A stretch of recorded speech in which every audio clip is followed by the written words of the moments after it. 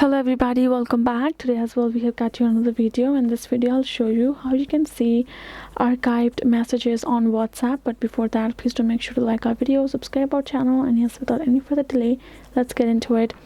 For that, all you have to do is first of all access your WhatsApp app on your mobile phone, and upon doing that, here in the chat section you're going to find this kind of interface, right? So if you have been wondering whether you can see it or not, so right now on in this instant you cannot see your archived option, right? Again, you have to simply scroll down and then you will access this archived option, which will be saved on top. Go ahead, tap on it, and now you can see the user that you have archived, right? Go ahead, swipe to your left, and now tap on this unarchive option, and now you can see that particular user is unarchived from that section. If you can tap on it, now you can see it's now empty. So that is the way for you to do so. Hope this video was helpful to y'all.